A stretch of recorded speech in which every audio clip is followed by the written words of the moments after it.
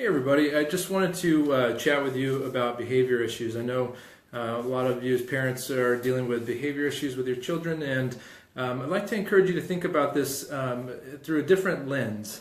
A lot of times we look at behavior as a situation where the child is willfully choosing to act a certain way. And so with children, and anyone for that matter, I encourage you to look at it through a framework or a lens of neurology. Okay, what's going on with that person's nervous system? And so, the nervous system controls all aspects of our lives. It's how we take information in, from through all the sensory organs into the brain, and it gives us a picture of what's going on in reality. So, imagine for a moment what would happen, if your nervous system had a lot of stress and tension. Okay, and what I mean by that. There's two sides to this system in our body called the autonomic nervous system. Okay, and it's like the automatic system.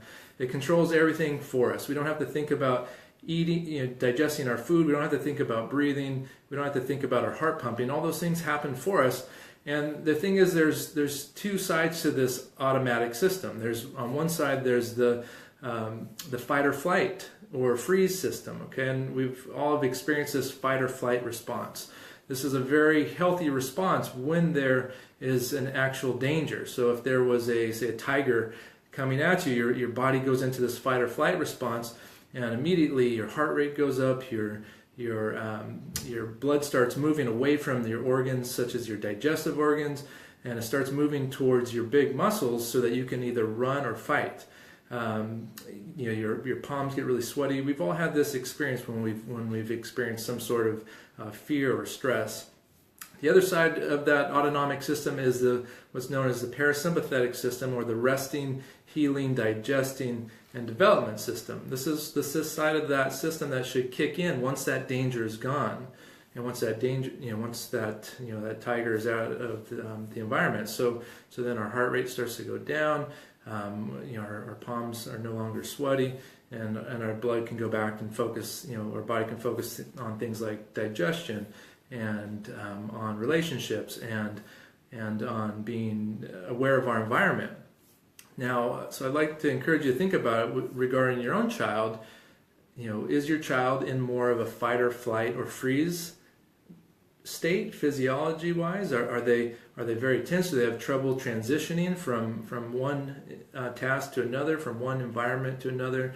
How do they deal with new people in their lives? How do they deal with new situations? Because if you're in fight or flight neurology, and if you've been there most of your life, if you've had early trauma, which can come in different forms physically, from sometimes birth trauma, from injuries early on in life, from chemical stressors, from mental emotional traumas or injuries, that can put the body and the brain into this hyper sympathetic or overdrive state where the body is stuck in fight or flight. And so then behavior is just a reflection of that state, because that's where the brain knows and where it's focusing.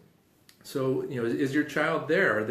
Do they respond? Do they react in anger? Do they frustrate easily? These sorts of things.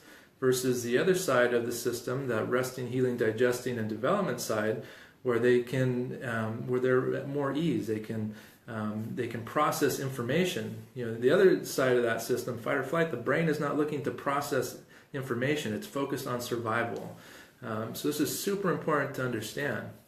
So, many times we get stuck in that fight or flight state, and so we need to get out of that. Otherwise, the body starts to break down.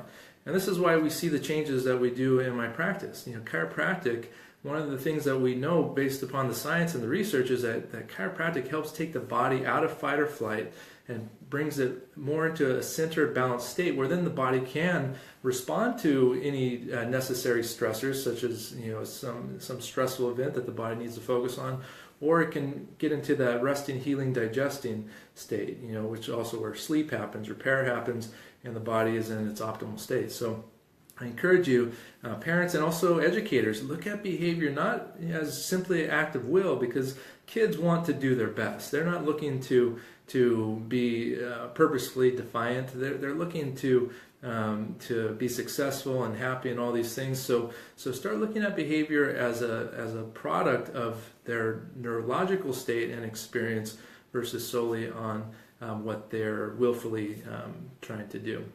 Thanks so much. If you have any questions, feel free to shoot me a message at my Facebook page, Dr. Steve Tullius.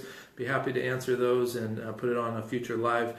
Appreciate you taking the time to watch this, and good luck with your children. I know it's not easy, and as a parent myself, and if I can ever do anything to help, just let me know. Take care.